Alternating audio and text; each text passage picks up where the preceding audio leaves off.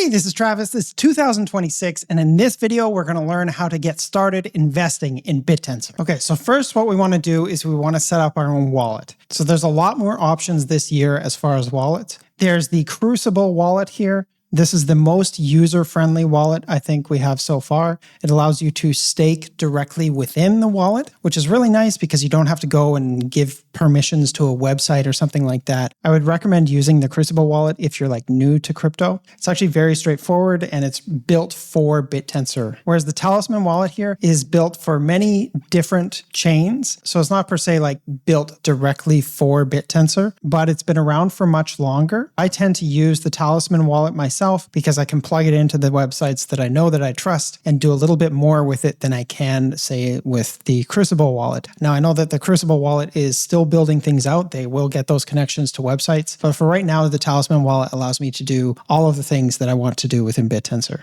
Now, setting up a wallet with the Crucible extension here is super user-friendly and easy. Like I said, it's built for the Bittensor ecosystem. For the Talisman one here, I just want to show you how to do it for Bittensor. If you click down here on full screen, and it'll come up in a new tab here, and then you hit on settings, go to manage accounts, and then you click on add account here. And then when you go to add a new account here, you'll see the T here for Bittensor TAO. You have to do a Polkadot account for it. So yeah, you click on that, and then you'll make sure that this says generate new recovery phrase here. You'll put in your account and then follow the directions from there. So I'm actually just going to go through and create a new account here. So new account is what I'm going to call it. And it says here, we've got our new recovery phrase. So if you don't know what a recovery phrase is, it's very important to understand. It's a list of 12 to 24 words usually, and those words in their particular order is what gives anyone access to your wallet. So as long as you have those 12 to 24 words and you've gotten them written down somewhere, you'll be able to access your crypto from any computer, but so will anyone else. So do not save these in a picture. Don't save them even on your computer, say, like in a text file. Don't do that. So what I always recommend is writing down all the words from your recovery phrase physically onto a piece of paper using a pen. So you can see here, it's got my 12 or 24 word phrase here. I can toggle between them. We're just going to select whichever one you want. I think 12 is fine still. I wouldn't even hit this copy to clipboard button because that just puts it in another place on your computer. And so the way to think about this key phrase is it's super, super important to keep safe. You don't provide it to anyone, even if they're call themselves support. You do not give it to anyone. So you're going to write those down on two pieces of paper, and then the third place where it exists is on your computer. So the app itself has access to your wallet, has access to, say, the phrase, and is able to do transfers on your behalf through the wallet. Now, Talisman is a trusted wallet. I've been using it for years myself, but it's just really important to think about 3 separate physical locations from which you can access and recover your wallet in case there's anything bad that happens to it. So if your hard drive got wiped or you threw it over a cliff or something, you could still recover your crypto with those 2 physically written out key phrases. So now that you've created your wallet, you'll be able to access it here under whatever name that you put. Now you can see here, this is the address of my wallet. So this I can share around with anyone. You know, people need to have this in order to send you crypto. You can click on this button to copy it, and then click on the Bittensor one here to copy that to the clipboard. And now you can paste it around as needed.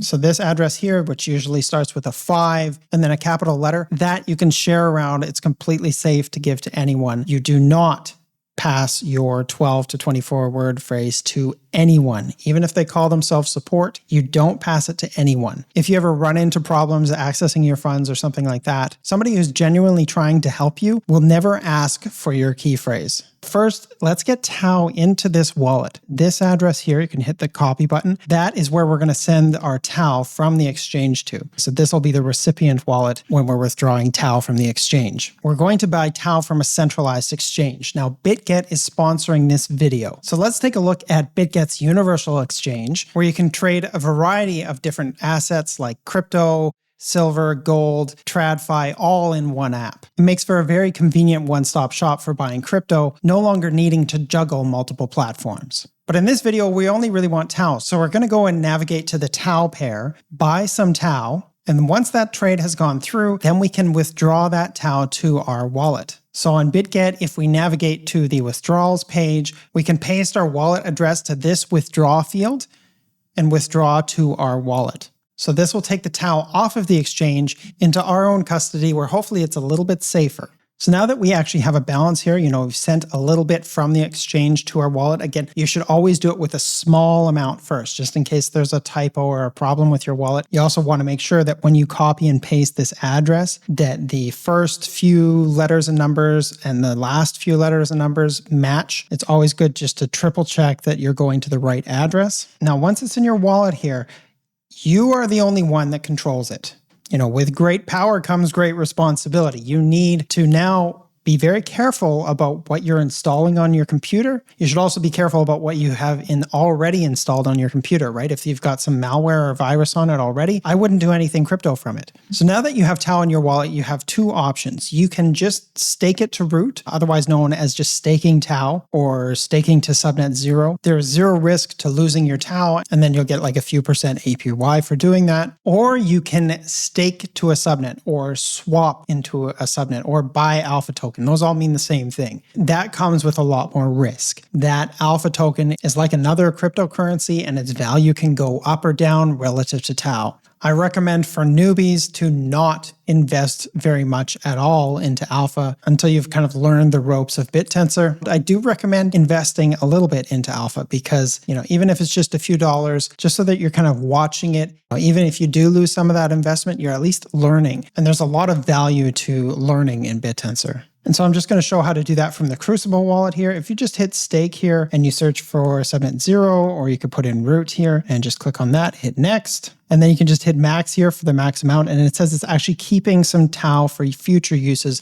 to unstake. So every time you do a staking operation, it's going to cost you a tiny, tiny bit of TAO. And then you can choose your validator here. There's a lot of different validators you can choose. They offer different APY, each one of them. So you can go to a website like taostats.io/yield, make sure that it's on root here, and then sort by 1 month APY descending. And then you can find the top validators as far as APY here. And then when you have the ability to switch here, you can switch to one of the ones with the higher APY if you like. So yeah, I'm just going to stake to Crucible here. It's keeping a little bit for me for unstaking. I'm going to hit stake. So now you can see that we've gotten our stake here. We staked from TAO to root. We currently have 0.1 TAO that is staked and a little bit here to unstake. And then to unstake, we just go back here again. We type in root. We're going to switch. And then from here, if you click this unstake button here, click to unstake, and then you can hit max here and then unstake. And now we've unstaked here, and soon we will see the free balance go up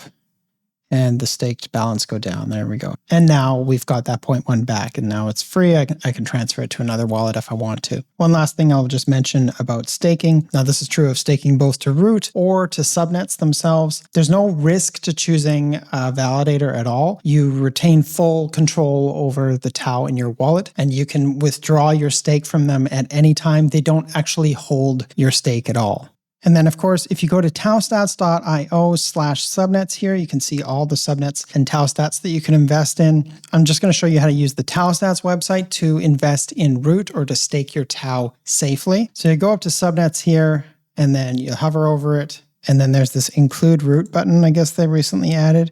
Basically, we're looking for subnet 0. So SN0 here is root. So we're going to click on that one. And then when you come to this page, again, you're on root here. You'll click connect wallet here. Connect, and then you can see here that my wallet is connected. Then I can just buy here, which basically just means stake. So I hit buy, and then just hit confirm, and then your talisman will pop up like this. I like to drag it outside of the window just in case, just to make sure we're not on some phishing website, because if sometimes on a phishing website, it'll make it appear like there's a window here, but it's actually part of the website. So if you drag it out, you know that that's not the case on this website, and then you can approve it. And then you can see here that the transaction was successful. And then we can see down here that we have 0.19 delegated or staked. If we want to unstake, we just hit max here and hit sell. It says you don't have enough available balance to cover the transaction fees. So remember how Crucible, the more user-friendly wallet, kept some for us. TAOstats didn't do that here. So I have not enough to unstake. And that's just because I didn't leave enough pennies on the wallet to pay that small unstaking fee. All right, so now I've actually transferred a few more pennies into the wallet just so I can pay that fee. So I'm going to hit max now, hit sell. See, there's no more error here. Hit confirm, and then approve the remove stake, which is unstaking my TAO. And you can see that it's successful here, and I have my balance back. Now, before looking at alpha or subnets, I want to make sure that you understand how to think of subnets within Bittensor. So I'm going to play a quick animated video here. There's a link to the full video in the description, but this will give you a good way to conceptualize alpha within Bittensor. Let's say you want to buy shares in a Japanese company. You're going to have to convert your currency to the country's local currency, the Japanese yen. Once you have yen, you can use it to purchase shares in the company. And once you've purchased shares in that company, you're called a shareholder. Bittensor is no different. Let's say that you want to buy shares in a Bittensor company. In Bittensor, we call these shares alpha. You're going to convert your currency to the local Bittensor currency, TAO. Once you have TAO, you can use it to purchase shares, or alpha, in a Bittensor company, called a subnet. Once you've purchased your alpha, you're called a staker, although the technical term is a delegator or a nominator. Now again, I wouldn't recommend to stake alpha right away, at least not very much, like maybe 0.1% of your portfolio, until you really understand all the factors at play within Bittensor. But the simplest way to buy alpha within a subnet is just within the Crucible wallet here. You click stake, and then you click on the subnet that you want. Let's just say Grail, for instance. You put in the amount that you want to buy of that. And now you've got to start thinking about slippage tolerance. So this is how much the price might shift during your trade. You want to set this probably fairly low, right? You don't want to be paying too much in slippage. Now, the slippage tolerance, what this means is that if the price shifts too much from the time where you hit stake to the time when your trade would be executed, if it exceeds this tolerance here, so I've got it at 0.5%, if it exceeds this, then the trade will just not go through. So let's hit stake here. And now you can see that I have a staked amount of approximately 0.1, say 0.099. That's all in this Grail subnet 81. If you click on alpha here, you can see your holdings in all of the alpha tokens that you hold here. And then it's really easy to unstake. You just click on it here. You can hit max and then unstake. I actually jumped the gun on that a little bit. When I went to unstake, I should have gone down, and again, there's the slippage tolerance thing. I should have reduced that. Depending on the subnet, you could have it as low as 0.1%, but slippage is something that'll happen upon staking and unstaking. Crucible is just really easy and slick to use, but it doesn't hook up to websites like TAOstats yet. So I'll just give you an example of how I might stake in Talisman. So I'll just click on another random subnet here, Hippias. Again, you just scroll down here, you put in the amount you want to buy, so 0.1%. Shows the price impact here. So really your slippage tolerance should actually be very low on this. One thing that you can do here is if you hit the grid here, then you can choose your validator, and then you can also choose the max slippage here that you want. And then when you hit buy, it says use MEV shield protection. This means the transaction will be immune to MEV bots. It's always good to check this button. Otherwise, there might be some bots that move the price on you and you'll get a worse deal. So let's hit confirm here. And we're going to approve. And then we're going to approve again. This is with the MEV shield. And then you can see that I now have some delegated here. If I want to unstake or sell my alpha, I just click on max here, hit sell. I'll use the MEV protection here, and then I'll hit confirm. I'll hit approve. And then approve once more for this MEV protection. Now, before investing in any alpha token, I recommend a lot of research. Alpha tokens are still like a pure free market. And so what that means is there is a lot of risk. But along with that risk comes a lot of opportunity if you know how to navigate that risk. So you should be very wary that there have been scams on Bittensor. There's been scams where the price has just plummeted and people have lost like 80% of what they had in that alpha token. And then there's been other ones where the team hasn't produced anything. And so the price of their alpha token is just going down and down and down slowly and slowly and slowly. And the investors who invested in them have lost money. So I'm going to do a very quick crash course on how to do a little bit of research on subnets. Research on Bittensor subnets is becoming simpler and simpler, which is great. Subnet.ai recently came out. When you click in on one of these subnets, it'll give you a lot of information about the subnet, whether they're making revenue, what the subnet is doing, and a little bit about the team. Then there's also subnetalpha.ai. You can click on view profile here and get a little bit of information about how it works, what the miners are actually doing here. That's nice. A little bit about the team again, roadmap, and then it's also got some media sources here. So I would definitely recommend Subnet Alpha and subnet.ai as a good first place to start. And then there's taoflute.com. Now, this is a website that I built so that I could research subnets a little bit quicker. It has a little bit of like prerequisite knowledge. However, we try to help you out with that when you hover over these eyes as far as what exactly each of these columns means. But this gives me a really good high-level overview of subnets, a little bit about some red flags about various subnets. You can hover over those to understand what they are. The other thing I'd recommend is go to my YouTube channel and you scroll down a bit here to learn Bittensor TAO, this playlist, or the Bittensor Subnet Showcase playlist. This playlist here is for if you're new to Bittensor and you want to understand how it works. The first few videos in this playlist really help newbies get up to speed. And then this playlist here, this Bittensor Subnet Showcase, goes over various different subnets and how exactly they work. So the videos might be like a little bit dated by the time you're watching them because a lot will have maybe changed on the subnets. If you want to see like the most recent changes on a subnet, then you can go to Taoflute here and click on the GitHub link here and see exactly what they're doing, right? Bittensor is all open source. It's all out in the open. The most all-encompassing app here that you should look at if you're trying to learn everything you can about Bittensor, because it has links to everything, is something called Magellan here. So Magellan here is built by someone who goes by the name of Punisher on X. He's always staying up to date with everything Bittensor related. And then he goes and he updates this Magellan map.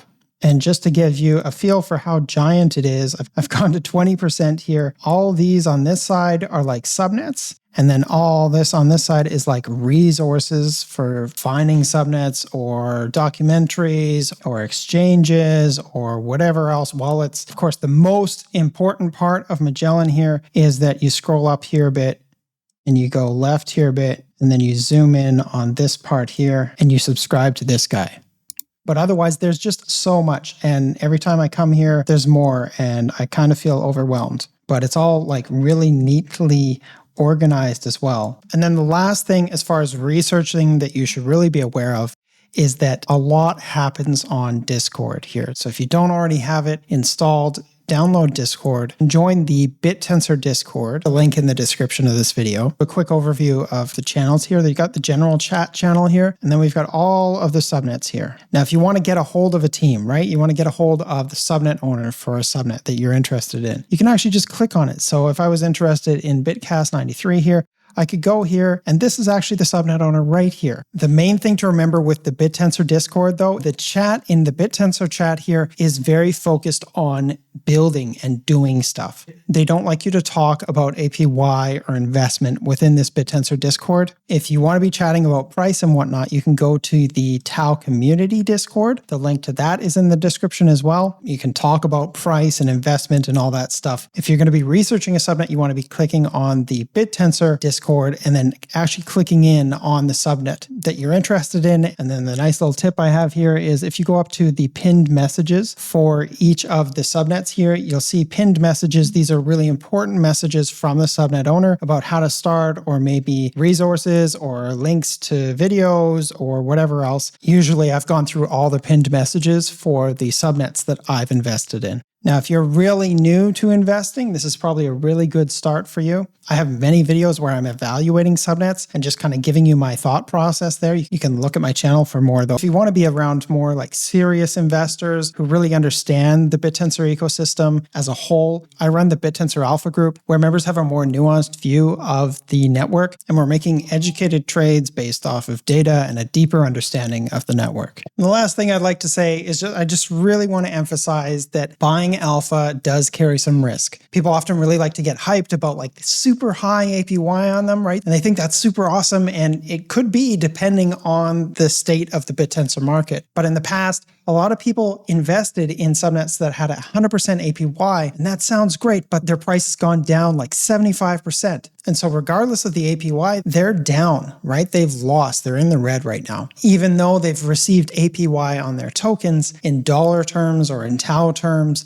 they're still down. So please be very careful investing your alpha and start with a very small amount. Myself, I try not to invest more than 50% of my total TAO in alpha.